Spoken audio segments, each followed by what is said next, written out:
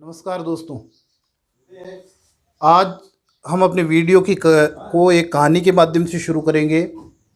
लेकिन उससे पहले आपसे निवेदन कि हमारे चैनल आरजे गुरुकुल को सब्सक्राइब करें, लाइक करें और कम से कम अपने 5 दोस्तों के साथ व्हाट्सएप या एसएमएस के माध्यम से शेयर करें और उन्हें भी चैनल को लाइक और सब्सक्राइब करने के लिए व्यक्तिगत रूप से कहें।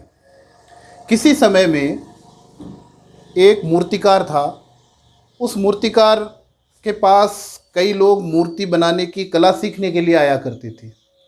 इसी में से एक लड़का उनके पास सीखने के लिए आया और उनका शिष्य बन गया। कुछ ही समय की ट्रेनिंग के बाद में, शिक्षा के बाद में, वो मूर्तिकार का शिष्य अच्छी मूर्तियां बनाने लगा। मूर्तिकार अपनी जीविकोपार्जन के लिए उन मूर्तियों को बाज़ार में ले जाकर बेचता था। शिष्य भी उनके साथ जाता था।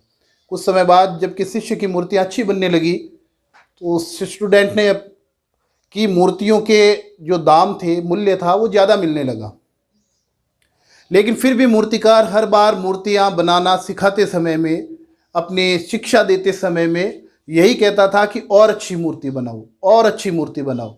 और जब एक बार उस शिष्य से ये बात जो उसकी सहन शक्ति से बाहर हो गई तो उसने अपने गुरु से कहा, गुरुजी, मेरी मूर्तियाँ आपसे अच्छे दामों में बिकती है, ज़्यादा दामों में बिकती है, फिर भी आप कह रहे हैं कि और अच्छी मूर्तियाँ बनाओ, और अच्छी मूर्तियाँ बनाओ। गुरुजी ने कहा, आज से तुम्हारी शिक्षा समाप्त हो गई है। मैंने भी अपने गुरु से यही बात कही थी कि मेरी मूर्तियाँ आपसे अच्छी बन रही है, तब से मैं अपनी मूर्ति कला में सुधार नहीं कर पाया। आज तुमने भी यही बात कह दी, आज से तुम भी अपनी मूर्तियाँ और अच्छी नहीं बना पाओगे।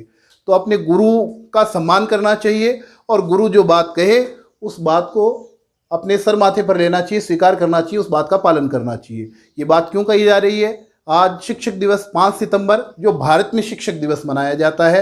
लेकिन यदि कहीं पर प्रश्न आता है कि विश्व शिक्षक दिवस या वर्ल्ड टीचर डे कब मनाया जाता है, तो ठीक 1 महीने बाद 5 अक्टूबर को पूरे विश्व में शिक्षक दिवस मनाया जाता है। लेकिन भारत में 1 महीने पहले ही शिक्षक दिवस मनाया जाता है, क्योंकि इस दिन डॉक्टर सर्वपल्ली राधाकृष्णन जो भारत के पहले उपराष्ट्रपति थे, उनका जन्मदिन है।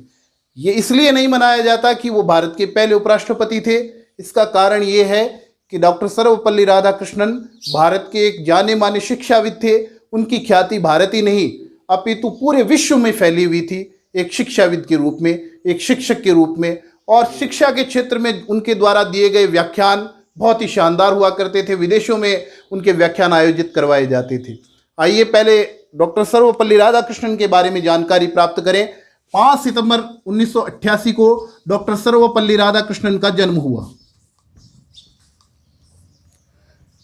इस दिन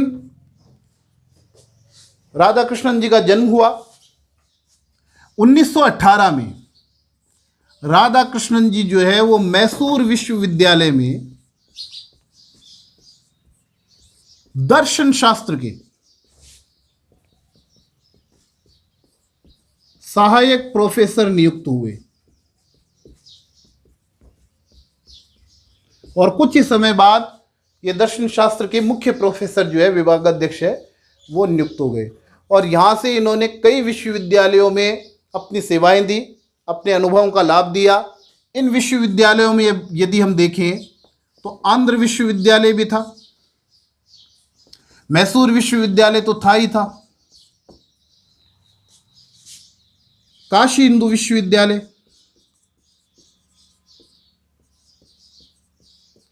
कलकत्ता विश्वविद्यालय, दिल्ली विश्वविद्यालय और ऑक्सफोर्ड विश्वविद्यालय जो इंग्लैंड में स्थित है, इसमें भी इन्होंने अपनी सेवाएं दी। तो इनका अनुभव जो था उसका खूब लाभ अलग अलग विश्वविद्यालयों ने उठाया, कई विद्यार्थियों ने उठाया। डॉक्टर सर्वपल्ली राधाकृष्णन के बारे में यदि हम एक और फैक्ट देखें तो 1946 में यूनेस्को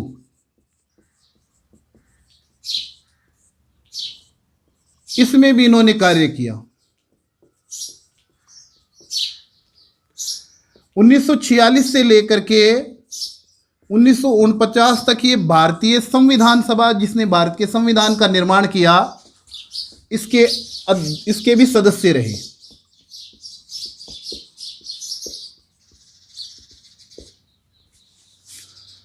1950 में जब भारत का संविधान लागू हो गया, उस समय डॉक्टर साहब जो है वो सोवियत रूस में, अभी जिस देश को सोवियत रूस नहीं कहा, सोवियत संघ नहीं कहा जाता, रूस कहा जाता है, पहले जो ये 1990 से पहले सोवियत संघ के नाम से जाना जाता था, इसमें भारत के प्रथम राजदूत रहे,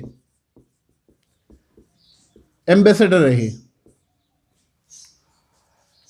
1952 में क्योंकि भारत में पहले लोकसभा चुनाव भी हुए और राज्यसभा का गठन भी हुआ, तो 1952 में भारत के पहले उपराष्ट्रपति बने।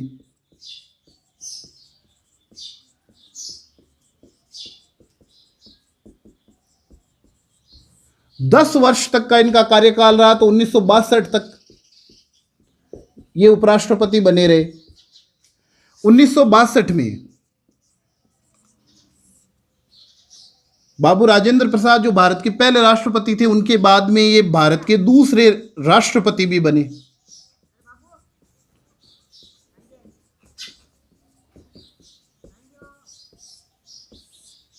दूसरे राष्ट्रपति बने, 1967 तक रहे। इसके अलावा इनको 1931 में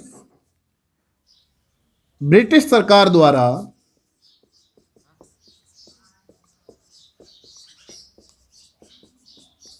एक महत्वपूर्ण उपाधि होती थी, महान लोगों को दी जाती थी, सर की उपाधि दी गई। और 1954 में इनको भारत रत्न भी प्रदान किया गया, जो भारत का सर्वोच्च सम्मान है। ये भारत रत्न के विषय में कुछ महत्वपूर्ण प्रश्न बन सकते हैं, देखिए, क्योंकि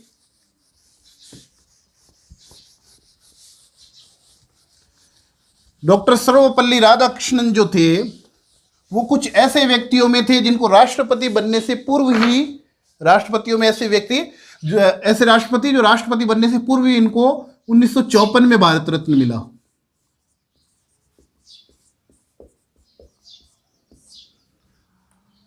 कितने राष्ट्रपतियों को भारत रत्न भारत के राष्ट्रपतियों को मिल चुका है? सबसे पहले तो देखते हैं, तो 6 राष्ट्रपति ऐसे हैं जिनको भारत रत्न मिल गया है, भारत रत्न प्राप्त हुआ है। इन 6 के नाम हम देखेंगे। प्रश्न सबसे पहले यही बनता है कि ऐसे पहले राष्ट्रपति जिनको राष्ट्रपति बनने से पूर्व ही भारत रत्न प्राप्त हो गया या भारत रत्न सम्मान दिया गया, ये है भारत के पहले उपराष्ट्रपति, भारत के दूसरे राष्ट्रपति डॉक्टर सर्वपल्ली राधाकृष्णन, जिनके जन्म दिवस को हम शिक्षक दिवस के रूप में मनाते हैं। तो सबसे पहला प्रश्न बना कि ऐसे पहले राष्ट्रपति जिनको राष्ट्रपति बनने से पहले ही भारत रत्न मिल गया। आइए अब देखते हैं दूसरे कि भाई कितने व्यक्ति हैं? 6 राष्ट्रपति हैं। इन 6 में से कितने व्यक्ति हैं या कितने राष्ट्रपति हैं जिनको राष्ट्रपति बनने से पहले ही भारत रत्न मिल गया? तो 3 राष्ट्रपति ऐसे हैं जिनको राष्ट्रपति बनने से पहले ही भारत रत्न मिल गया। एक का हमने नाम देख लिया, डॉक्टर सर्वपल्ली राधाकृष्णन।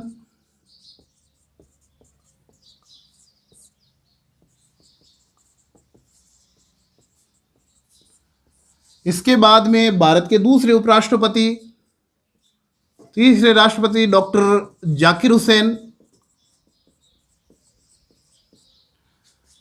और भारत के मिसाइल मैन डॉक्टर एपीजे कलाम।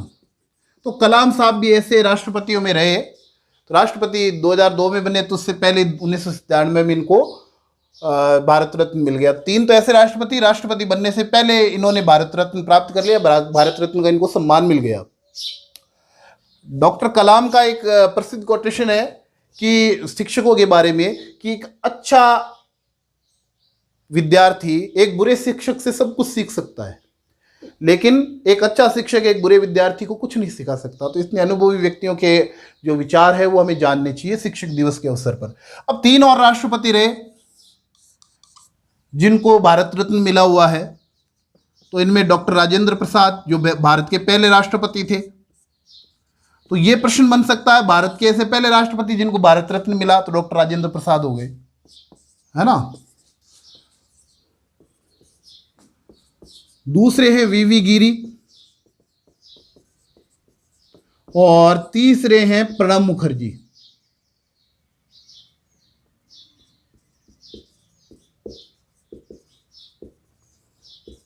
तो 3 और 3 6 राष्ट्रपति हो गए जिनको भारत रत्न मिला। इनमें से 3 राष्ट्रपति डॉक्टर साहब राधाकृष्णन, जाकिर हुसैन साहब और कलाम साहब, इनको 3 को राष्ट्रपति बनने से पहले ही भारत रत्न मिल गया था। तो ये तो बात हुई भारत रत्न की। तो इनको सम्मान भी खूब मिला, शिक्षाविद के रूप में जाने जाते थे, खूब जो है इन्होंने कार्य किया शिक्षा के क्षेत्र में। अलग अलग विदेशों में जाकर के कई जगह व्याख्यान दिए, लंदन में इनको विशेष रूप से बुलाया जाता था व्याख्यान देने के लिए। तो आज शिक्षक दिवस के अवसर पर हम श्रद्धांजलि डॉक्टर सर्वपल्ली राधाकृष्णन को, जिन्होंने शिक्षा के क्षेत्र में इतना कार्य किया, विस्तृत कार्य किया और महान शिक्षाविद बने, भारत का नाम रोशन किया एक शिक्षाविद के रूप में। क्योंकि उनका जो पद है वो भारत के पहले उपराष्ट्रपति का है, तो हम इसका उनको श्रद्धांजलि देने के लिए इस अवसर का उपयोग करेंगे। भारत के उपराष्ट्रपति जो संविधान के अंदर क्या क्या प्रावधान उनके लिए किए गए हैं उपराष्ट्रपति के लिए, उनको पढ़ करके आइए देखते हैं। उपराष्ट्रपति,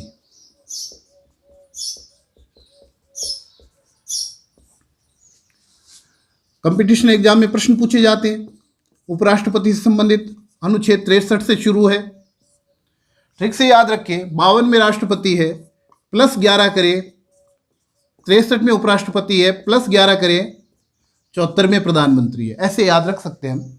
तो 63 अनुच्छेद 63 है वो भारत के उपराष्ट्रपति से संबंधित पद का प्रावधान करता है। भारत का एक उपराष्ट्रपति होगा।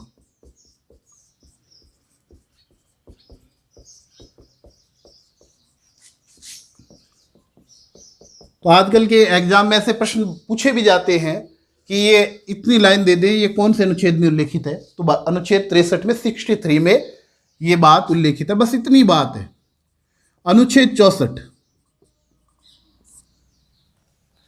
उपराष्ट्रपति राज्यसभा के पदेन सभापति होंगे।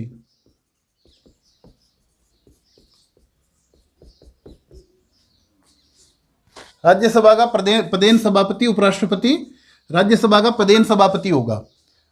तो ये बात अगर पूछी जाए कि उपराष्ट्रपति राज्यसभा का पदेन सभापति होगा, हम अनुच्छेद कौन सा करें उत्तर?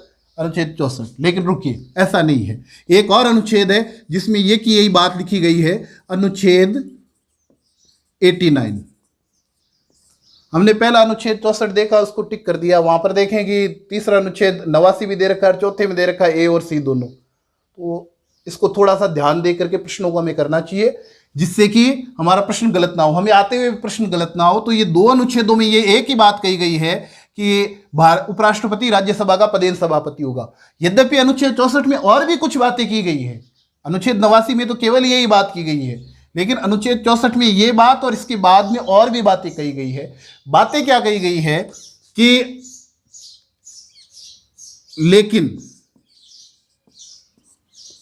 उपराष्ट्रपति जो है वो राज्यसभा के पदेन सभापति तो होंगे ही होंगे। और ये प्रश्न भी बार बार पूछा जाता है कि राज्यसभा का पदेन सभापति कौन होता है? उपराष्ट्रपति होता है। एक प्रश्न ये भी बनता है कि ऐसा सदन जिसके अध्यक्ष या सभापति जो उसके सदस्य नहीं होते, तो ये भी है राज्यसभा, ऐसा सदन है, तो उपराष्ट्रपति उसके पदेन सभापति होते हैं, तो सदस्य तो होते नहीं है। लेकिन अब इसमें देखते हैं कि उपराष्ट्रपति राज्यसभा का पदेन सभापति तो होगा, लेकिन राष्ट्रपति के रूप में आकस्मिक कार्य करते समय, भाई अब राष्ट्रपति के रूप में आकस्मिक कार्य कैसे करेंगे, क्यों कर रहे हैं, ये अनुच्छेद 65 में ये बात कही गई है। बताएंगे हम आगे कि भाई राष्ट्रपति के रूप में ये आकस्मिक कार्य क्यों करेंगे। तो ये कार्य करते समय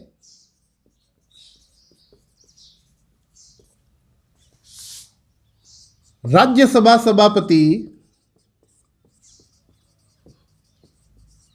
के कर्तव्यों का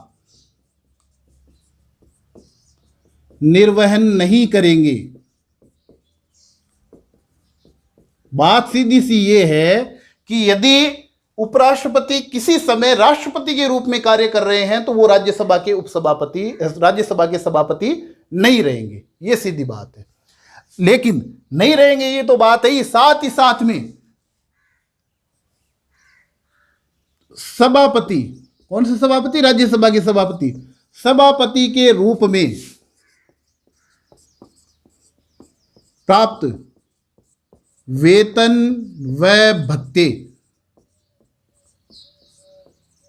इनके बारे में बताया गया अनुच्छेद 97 में। 97 में राज्यसभा के सभापति, लोकसभा के अध्यक्ष, राज्यसभा के उपसभापति और लोकसभा के उपाध्यक्ष, इनके वेतन और भत्ते क्या है, इनके बारे में हम आगे पढ़ेंगे। तो वेतन और भत्ते का हकदार नहीं होगा। ये भी एक सीधी लॉजिकल बात है कि जब राज्यसभा सभापति के रूप में कार्य नहीं करेंगे तो राज्यसभा सभापति के रूप में वेतन भत्ते क्यों प्राप्त करेंगे? नहीं प्राप्त करेंगे। आइए अनुच्छेद 65 देखते हैं, क्योंकि यहां पर अनुच्छेद 65 के बारे में बताया भी गया है। अनुच्छेद 65, अनुच्छेद 65 कहता है राष्ट्रपति पद की आकस्मिक रिक्ति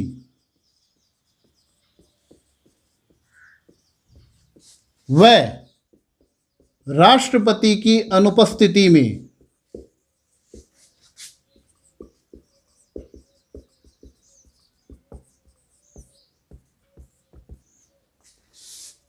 राष्ट्रपति के रूप में कार्य करेगा। कौन करेगा? उपराष्ट्रपति करेगा। उपराष्ट्रपति राष्ट्रपति के रूप में कार्य करेगा। अब ये दो चीजें आई इसमें। एक तो आई आकस्मिक रिक्ति। कैसे होती है आकस्मिक रिक्ति? मृत्यु, या तो राष्ट्रपति बने हुए उनकी मृत्यु हो गई, या उन्होंने उपराष्ट्रपति के नाम से संबोधित अपना इस्तीफा दे दिया। ध्यान रखें, राष्ट्रपति उपराष्ट्रपति को इस्तीफा देते हैं संबोधित करके, उपराष्ट्रपति राष्ट्रपति को देते हैं। मृत्यु, त्याग पत्र या इस्तीफा, या पदच्युति या पद से हटाया जाना, महाभियोग प्रक्रिया द्वारा इनको पद से हटाया जा सकता है राष्ट्रपति को। तो ऐसी स्थिति में पद खाली हो गया। इन तीन स्थितियों में आकस्मिक रिक्ति हो जाएगी। अब यह आकस्मिक रिक्ति हो गई तो इसमें जो उपराष्ट्रपति है वो राष्ट्रपति के रूप में कार्य करेंगे। कब तक करेंगे? जब तक कि नया राष्ट्रपति चुनकर नहीं आ जाता और अपना पद ग्रहण नहीं कर लेता, तब तक ये कार्य करेंगे। दूसरी एक स्थिति बताई है राष्ट्रपति की अनुपस्थिति। किस कारण से अनुपस्थिति हो सकती है? बीमारी या अन्य कारण। या तो वो बीमार हो राष्ट्रपति तो कार्य करने की स्थिति में नहीं, उस समय उपराष्ट्रपति राष्ट्रपति के रूप में कार्य करेंगे। अन्य कारण है विदेश यात्रा पर गए हुए हैं, या लंबी विदेश यात्रा पर आजकल तो नहीं जाते, पहले जाया करते थे, तो ऐसी स्थिति में भी उपराष्ट्रपति जो है वो कार्य करेंगे राष्ट्रपति के रूप में। कब तक करेंगे? जब तक कि राष्ट्रपति वापस समर्थ नहीं हो जाते। असमर्थ है, अनुपस्थित है, जब तक समर्थ नहीं हो जाते कार्य करने के लिए, विदेश यात्रा से लौट आए या बीमार थे अब स्वस्थ हो गए, तो इन दोनों स्थितियों में जब स्वस्थ हो जाए या विदेश यात्रा से लौट आए तब तक कार्य करेंगे। एक बात और है इसमें, जब तक ये राष्ट्रपति के रूप में कार्य करेंगे,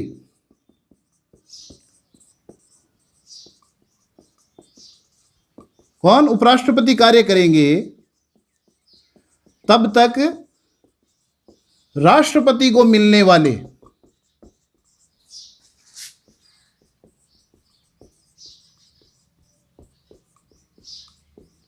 वेतन, भत्ते व अन्य उपलब्धियां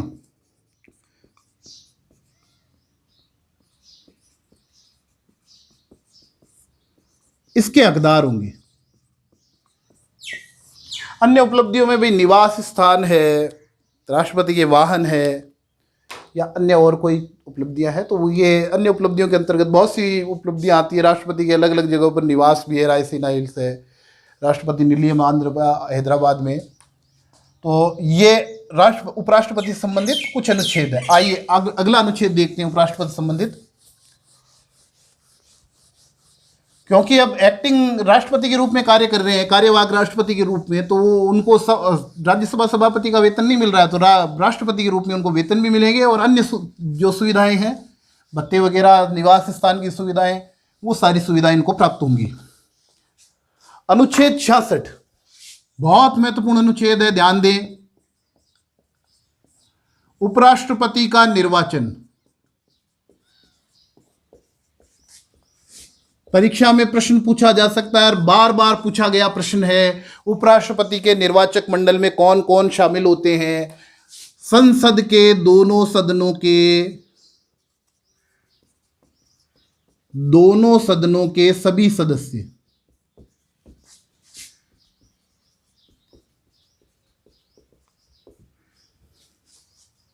संसद के दोनों सदनों के सभी सदस्य। ध्यान दें, जब हम राष्ट्रपति के निर्वाचक मंडल के बारे में पढ़ेंगे तब हम देखेंगे कि इसमें संसद के दोनों सदनों के निर्वाचित सदस्य होंगे, मनोनीत इसमें शामिल नहीं होंगे। अब मनोनीत में 14 सदस्य होते हैं, फिलहाल ये 14 नहीं है, 12 ही है, क्योंकि एक अमेंडमेंट किया गया अक्टूबर 2019 में, उसमें जो 2 एंग्लो इंडियन लोकसभा वाले थे, अनुच्छेद 331 के अनुसार उनको बाहर कर दिया गया। अब वो एंग्लो इंडियन वाला मनोनयन है वो समाप्त हो गया है, तो अब जो है 12 ही सदस्य रह गए। तो ये राष्ट्रपति के चुनाव में तो ये 12 भाग नहीं लेते, है ना, हितों का टकराव हो जाता। राष्ट्रपति तो इनको नियुक्त करे, राष्ट्रपति के चुनाव में भाग ले, लेकिन उपराष्ट्रपति के चुनाव में ये भाग लेते हैं। ध्यान दें, जितने भी मनोनीत सदस्य हैं और जितने निर्वाचित सदस्य हैं सभी उपराष्ट्रपति के चुनाव में भाग लेंगे, लेकिन राष्ट्रपति के चुनाव में मनोनीत सदस्य भाग नहीं लेंगे। यह प्रश्न भी बार बार पूछा गया। तो संसद के दोनों सदनों के सभी सदस्य मिलकर एक निर्वाचक मंडल बनाते हैं। तो ये निर्वाचक मंडल यानी चुनने वाला मंडल बन गया, ये बनाते हैं। कुछ प्रश्न विशेष रूप से ध्यान दें, कौन सी विधि से? वही विधि जो राष्ट्रपति के चुनाव में काम आती है, वही विधि जो राज्यसभा सदस्यों के चुनाव में काम आती है, आनुपातिक प्रतिनिधित्व की।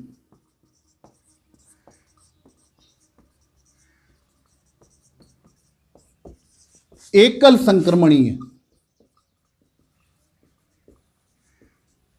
पद्धति, साथ ही साथ में गुप्त मतदान।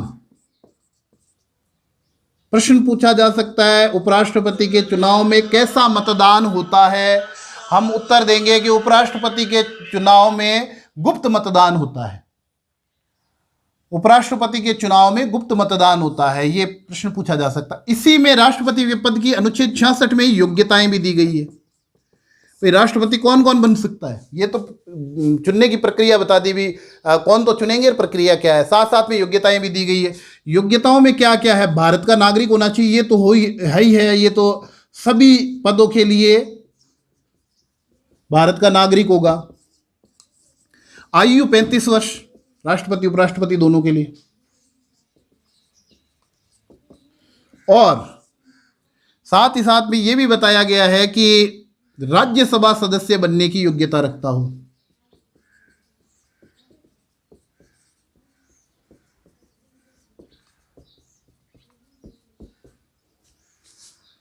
एक और बात इसमें कही गई है कि लाभ के पद पर नहीं होना चाहिए।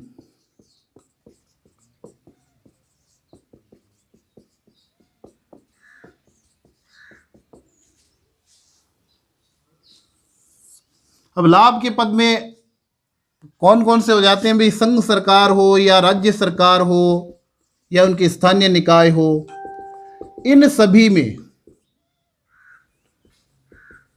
के अंतर्गत कोई भी सरकारी पद होगा वो लाभ का पद होगा। इन सभी में सरकारी पद जो है वो लाभ का पद होगा। लेकिन कौन कौन से लाभ के पद नहीं माने जाएंगे उपराष्ट्रपति के लिए? यदि किसी राज्य का राज्यपाल है, लाभ का पद नहीं है ये। यदि किसी केंद्र सरकार में या राज्य सरकार में मंत्री है तो भी ये लाभ का पद नहीं माना जाएगा, ये दो नहीं माने जाएंगे। एक और बात है कि ये संसद या राज्य विधानसभा का सदस्य नहीं होना चाहिए, विधानमंडल का। विधानसभा मतलब विधानमंडल, हम सही शब्द उपयोग करेंगे, विधानसभा विधान परिषद दोनों आ जाएगी। यदि सदस्य है तो जिस दिन ये उपराष्ट्रपति के रूप में पदभार ग्रहण करेंगे उसी दिन से समझा जाएगा कि उन्होंने अपनी सदस्यता छोड़ दी है, वो सदस्यता समाप्त हो जाएगी। चाहे वो राज्यसभा का सदस्य हो, लोकसभा का हो, विधानसभा का हो, चाहे विधान परिषद का हो, वो सदस्यता समाप्त हो जाएगी। ये है अनुच्छेद 66 के बारे में। तो इसमें से कुछ प्रश्न बनते हैं भी, भारत के ना ये योग्यताओं का बन जाता है और चुनाव प्रक्रिया का और निर्वाचक मंडल का बन जाता है। अब देखते हैं अगला अनुच्छेद। कुछ अनुच्छेद है और क्योंकि हमें संविधान भी जानना चाहिए और भारत के पहले उपराष्ट्रपति का जन्म दिवस भी है, शिक्षक दिवस भी है, तो उनको श्रद्धांजलि भी हम साथ साथ में दे रहे हैं। अनुच्छेद 67,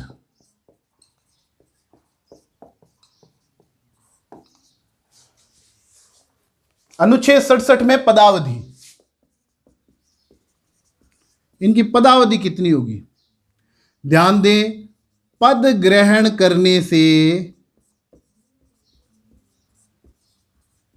5 वर्ष की अवधि। यह प्रश्न भी बार बार राष्ट्रपति उपराष्ट्रपति के रूप में पूछा जाता है कि राष्ट्रपति की पदावधि 5 वर्ष की होगी कब से? राष्ट्रपति या उपराष्ट्रपति चुने जाने की तारीख से या दिनांक से, या उनके पद ग्रहण की दिनांक से, या शपथ के दिनांक से? तो ये अलग अलग हिसाब किताब है। तो हमें यही ध्यान रखना है, राष्ट्रपति उपराष्ट्रपतियों पद ग्रहण करने के दिन से 5 वर्ष, इस बात का विशेष ध्यान रखें। लेकिन जरूरी नहीं है कि पद ग्रहण करने से 5 वर्ष तक रहेगा ही रहेगा। मृत्यु भी हो सकती है और त्यागपत्र भी दे सकते हैं और पद से हटाया भी जा सकता है। इन 3 स्थितियों में 5 वर्ष से पहले ही राष्ट्रपति का पद जो है वो समाप्त हो सकता है। पद से हटाया कैसे जाता है? हम राष्ट्रपति के रूप में तो देखते हैं कि उनके ऊपर महाभियोग लगाया जाता है अनुच्छेद 61 के अंतर्गत। उपराष्ट्रपति को पद से कैसे हटाया जाता है? उपराष्ट्रपति को साधारण बहुमत, साधारण बहुमत, किसका साधारण बहुमत? राज्यसभा का साधारण बहुमत द्वारा पारित संकल्प, जिसे लोकसभा का भी समर्थन प्राप्त हो,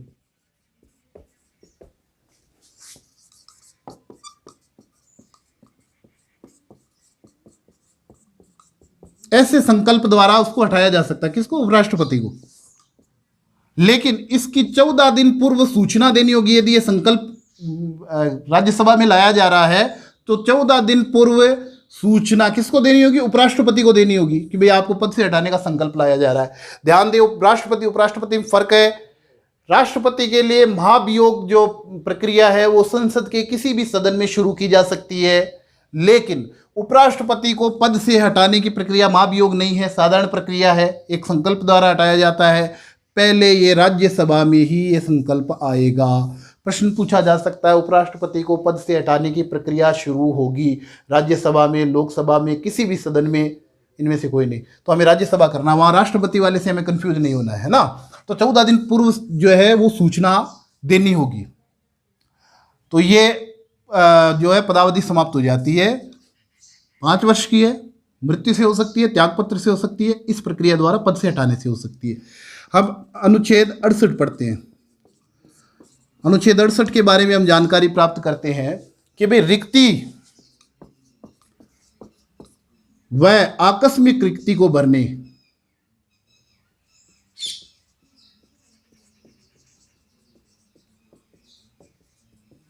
आकस्मिक रिक्ति को भरना, 2 प्रक्रियाएं हो गई। एक तो है रिक्ति। रिक्ति तो 5 वर्ष जो पूर्व 5 वर्ष का होगा कार्यकाल, तब होगी रिक्ति। तो इसके बारे में कहा गया है कि कार्यकाल पूरा या पदावधि पूरी होने से पूर्व ही चुनाव कर लिया जाए। कार्यकाल पूर्ण होने से पूर्व ही नए उपराष्ट्रपति का चुनाव हो जाना चाहिए,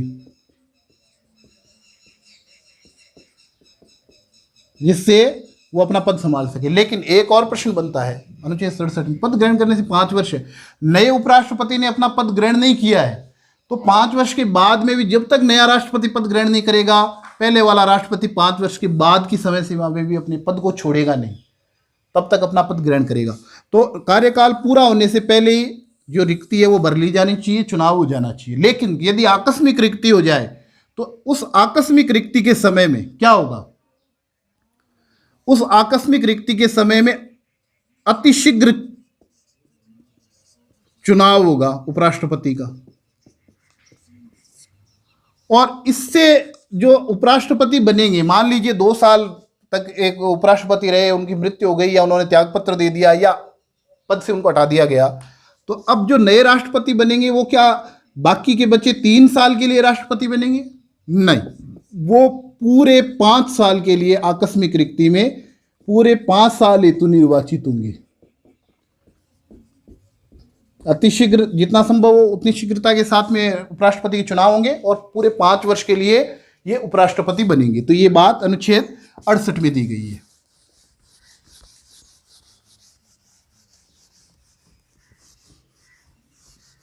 अनुच्छेद 69 में शपथ है। बस ज्यादा जानकारी नहीं रखनी शपथ वाले में कि भाई शपथ कौन दिलाता है। शपथ दिलाएगा राष्ट्रपति या इस निमित्त या इस कार्य के लिए नियुक्त व्यक्ति। कौन नियुक्त करेगा? राष्ट्रपति नियुक्त करेगा। या तो राष्ट्रपति खुद उपराष्ट्रपति को शपथ दिला देगा या इसके लिए किसी व्यक्ति को नियुक्त कर देगा, उपराष्ट्रपति को शपथ दिलाएगा। अनुच्छेद 70 ये भी बिल्कुल आसान सा है। उपराष्ट्रपति के लिए जितनी भी आकस्मिकताएं थी कि भाई वो राष्ट्रपति के रूप में कार्य करेगा, यदि राष्ट्रपति नहीं होंगे सभापति के रूप में कार्य करेगा, और भी कोई अगर जिम्मेदारी देनी हो, अन्य आकस्मिकताएं, कोई अचानक कोई काम आ गया उपराष्ट्रपति को जिम्मेदारी देनी हो, तो संसद यदि उचित समझती है तो विधि बनाकर, कानून बना करके ये जिम्मेदारी या अन्य आकस्मिकताओं की जिम्मेदारी दे सकते हैं। आइए अनुच्छेद 71 थोड़ा सा महत्वपूर्ण अनुच्छेद है, राष्ट्रपति उपराष्ट्रपति दोनों में काम आता है कि यदि इनके निर्वाचन में विवाद है, राष्ट्रपति हो या उपराष्ट्रपति हो, निर्वाचन विवाद, इसका समाधान कौन करेगा? सर्वोच्च न्यायालय, supreme court of India, supreme court करेगा। यहां तक तो बात ठीक है। यह भी प्रश्न आ सकता है राष्ट्रपति के चुनाव संबंधी विवादों का निपटारा कौन करेगा, उपराष्ट्रपति से संबंधित चुनाव के विवादों का निपटारा कौन करेगा? तो सर्वोच्च न्यायालय, उच्चतम न्यायालय या सुप्रीम कोर्ट। लेकिन एक बात विशेष है, यदि राष्ट्रपति या उपराष्ट्रपति का निर्वाचन शून्य घोषित हो जाए कि भाई ये निर्वाचन गलत हुआ है, तो जब तक उन्होंने वो कार्य किया है राष्ट्रपति या उपराष्ट्रपति के रूप में, जो भी कार्य किए हैं वो कार्य अवैध नहीं होंगे, वो कार्य माने जाएंगे। ये बात अनुच्छेद 71 में दी गई है। ये राष्ट्रपति उपराष्ट्रपति दोनों के लिए विशेष रूप से समझे। निर्वाचन संबंधी विवाद यदि राष्ट्रपति का उपराष्ट्रपति का, उसका निर्णय सर्वोच्च न्यायालय करेगा। लेकिन यदि निर्वाचन शून्य घोषित हो जाता है तो राष्ट्रपति या उपराष्ट्रपति द्वारा जितने भी कार्य उस दौरान किए गए हैं वो सभी कार्य अवैध नहीं होंगे, वो कार्य माने जाएंगे, वैध माने जाएंगे, कानूनी माने जाएंगे। अनुच्छेद 2 और अनुच्छेद रहे हैं, क्योंकि इस एक अनुच्छेद का तो हमने पहले ही जो है जानकारी प्राप्त कर ली थी कि उपराष्ट्रपति राज्यसभा का पदेन सभापति होगा। अनुच्छेद 64 में भी यही बात थी।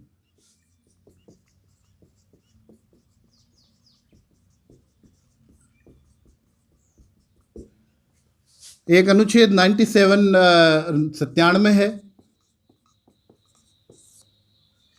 जिसमें कि सभी है, राज्यसभा के सभापति है,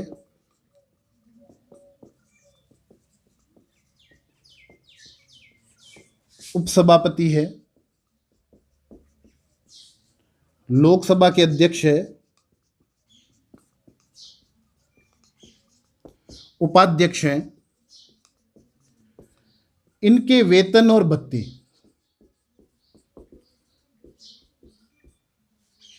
उपराष्ट्रपति क्योंकि राज्यसभा का पदेन सभापति होगा तो हम ये इसलिए पढ़ रहे हैं कि ये राज्यसभा के सभापति भी है, तो इनके वेतन और भत्ते जो है वो संसद निर्धारित करेगी। जब तक निर्धारित नहीं करेंगे तब तक दूसरी अनुसूची के अनुसार वेतन भत्ते दिए जाएंगे। जो 12 अनुसूची है संविधान में उसके अनुसार दिए जाएंगे। समय समय पर संसद निर्धारित करती रहेगी, बढ़ाती रहेगी। एक विशेष बात कि पद पर रहते समय में उपराष्ट्रपति और राष्ट्रपति वेतन भत्ते कम नहीं किए जा सकते, बढ़ाए जा सकते हैं, ये एक विशेष बात है। तो ये हमने आज डॉक्टर सर्वपल्ली राधाकृष्णन के विषय में उनको श्रद्धांजलि देने के लिए उपराष्ट्रपति पद की संवैधानिक व्यवस्थाओं के बारे में जानकारी प्राप्त की। आपसे निवेदन है कि आप भी अपने गुरुजनों का सम्मान करें। केवल एक दिन के लिए मैसेज करके ही नहीं, सोशल मीडिया के माध्यम से नहीं, बल्कि उनके द्वारा दिए गए जितना ज्ञान है उसका अपने जीवन में पालन करके, उस ज्ञान को अपने जीवन में उतार करके और पूर्ण रूप से उनके प्रति सम्मान प्रकट करें। और एक और निवेदन कि हमारे इस चैनल आरजे गुरुकुल को लाइक करें, शेयर करें, सब्सक्राइब करें, कम से कम 5 दोस्तों के साथ व्हाट्सएप और SMS के माध्यम से शेयर करके उन्हें सब्सक्राइब करने के लिए कहें और हमारे इस प्रयास को ज़्यादा से ज़्यादा सहयोग प्रदान करें। खुश रहिए, अपने आसपास सफाई बनाए रखिए। नमस्कार।